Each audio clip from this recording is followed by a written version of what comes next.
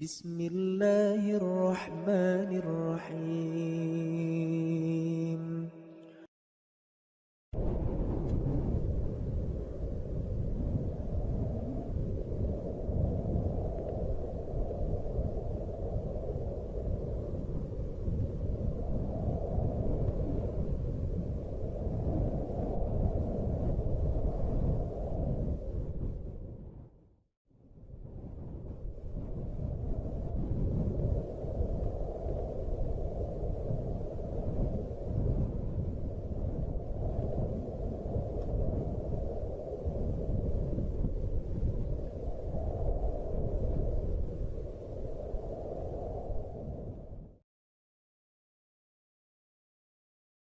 سبحان الذي أسرى بعبده ليلا من المسجد الحرام إلى المسجد الأقصى الذي باركنا حوله لنريه من آياتنا إنه هو السميع البصير.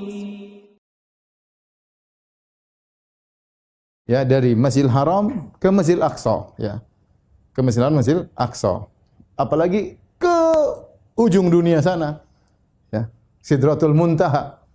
Ya, Sidratul Muntaha, ya. Itu jaraknya entah berapa, tapi semuanya ditempuh kurang dari satu malam. Baik. Kita lanjutkan. Subhanalladzi asra bi abdillahi minal Masjidil Haram. Masjidil Haram ma'ruf, ya.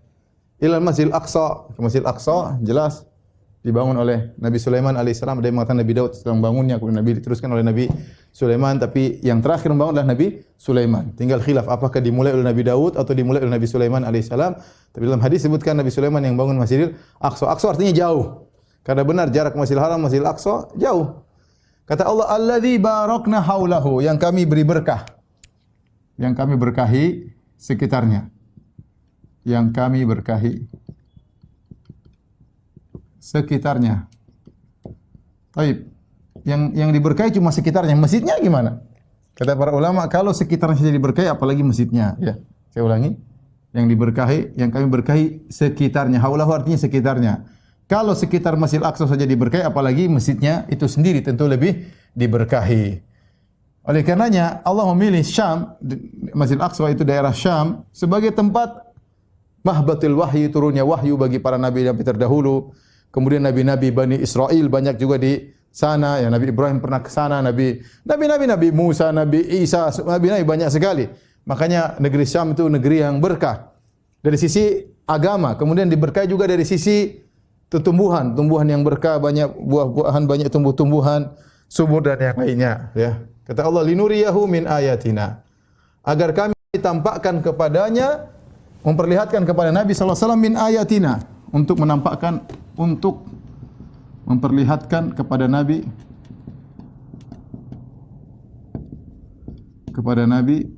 dari sebagian ayat kami,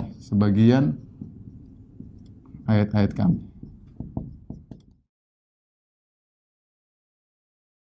Cerita Masjidil Aqsa ini dari mana? Kapan Masjidil Aqsa didirikan?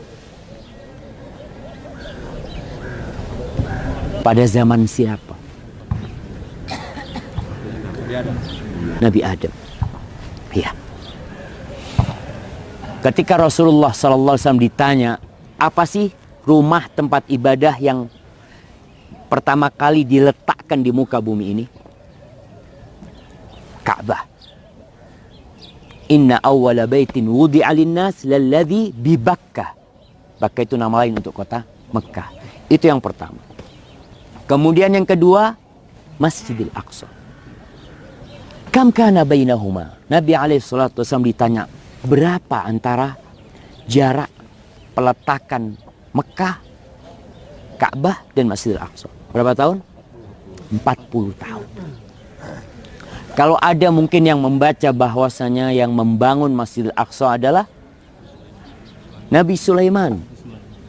Yang dilakukan oleh Nabi Sulaiman kira-kira sama dengan yang dilakukan Nabi Ibrahim, yaitu meninggikan bangunannya. Sedangkan pondasi-pondasinya sudah ada.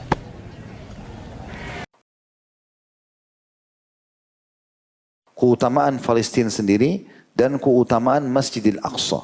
Yang kita harus ketahui, memang Palestina adalah wilayah yang diperintahkan oleh Nabi SAW dan oleh Allah SWT untuk menguasainya. Makanya beliau mengatakan, termasuk 6 tanda-tanda hari kiamat, yaitu termasuk dibebaskannya Palestina. Dan ini perintah untuk membebaskan Palestina.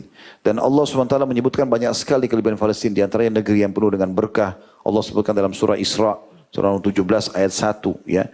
A'udzubillahi minasyaitonir rajim. Subhanalladzi asra bi abdi lailan minal masjidil haram ila masjidil aqsa alladzi barakna haulahu liyuriyahu min ayatina innahu huwas samiul basir. Segala puji bagi Allah yang telah memperjalankan hambanya Muhammad malam hari dari Masjidil Haram ke Masjidil Aqsa yang telah kami berkahi di sekitarnya. Ada negeri yang penuh dengan berkah. Dan kami menunjukkan kepada dia tanda-tanda kebesaran kami. Sungguhnya dia maha mendengar dan maha melihat. Kata para ulama, kenapa Allah Subhanahu wa taala memilihkan nabinya Muhammad sallallahu alaihi wasallam itu ke Palestina dulu? Kenapa tidak langsung dari Mekah ke langit? Menandakan ada kedudukan tersendiri di Palestina. Bahkan Nabi SAW mengimami para nabi-nabi pada saat itu malam Isra, sebagaimana beberapa riwayat menjelaskan masalah itu. Baru kemudian beliau mi'raj ke langit. Kembali pun sama, beliau kembali dulu ke Palestina, baru kembali ke Mekah. Berarti ada sesuatu di situ. Walhamdulillahi Rabbil Alamin.